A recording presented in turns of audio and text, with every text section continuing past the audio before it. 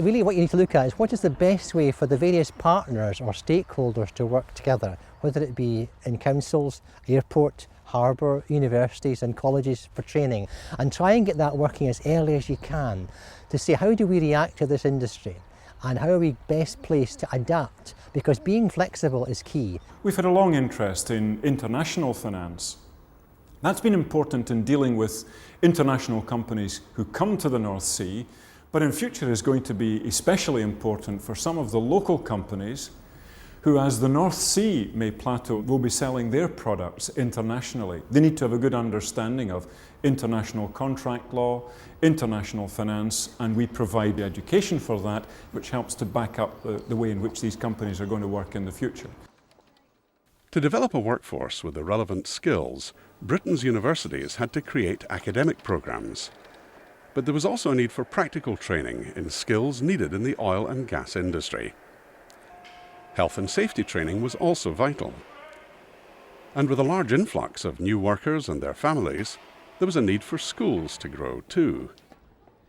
In these early years, it is important to stress that one or two key decisions actually made a big difference in terms of what the future economic development would be.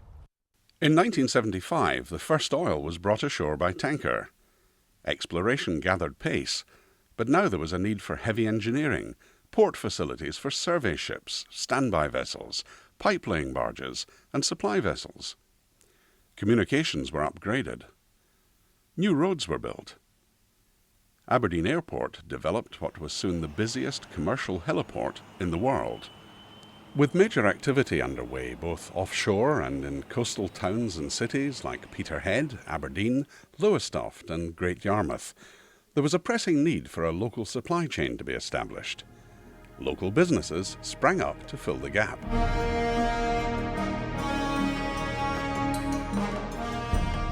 The opportunities were very widespread, of course, because apart from the obvious industries and factories, you think about the catering needs, you think about the clothing needs, overalls, safety equipment, and British industry really responded to the new opportunities posed by the challenge of the North Sea.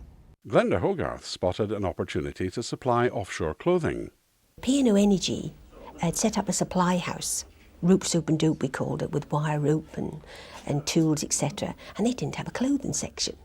So the gentleman I went to see, I said, this is what we need. So whether he thought that was a bit of fun or not, he agreed, and that's how we started. MCS is now about 20 years in business, and we grew out of a university. And we started by developing advanced analysis technology for analysing the dynamic responsive compliant riser systems. These are pipelines that connect between the seabed and the floating production system. And at that time, what we were doing in analysis terms was pretty advanced. As events unfolded, however, it became clear that only a small proportion of the goods and services required on the United Kingdom's continental shelf were being sourced locally in the UK.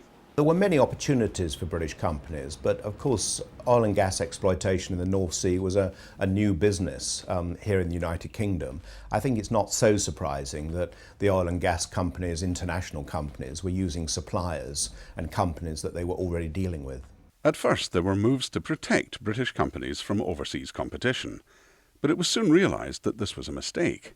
In the early days in the North Sea, I chaired a group called BRIT, which was British Indigenous Technology. And our whole aim was to maximise the North Sea work that came to British-owned companies. I guess we quickly realised that actually the North Sea wouldn't develop efficiently without the major international expertise. And secondly, the big international companies were actually investing in the infrastructure.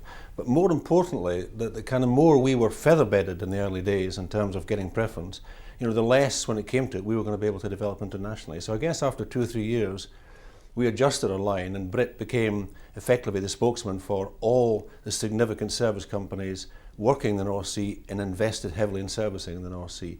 And frankly, that's been a big plus in the last, I guess, 10 to 15 years in companies like Wood Group being able to graduate and become genuine international players. So we weren't featherbed in the early days. We had to win our spurs, and that's helped us a lot internationally.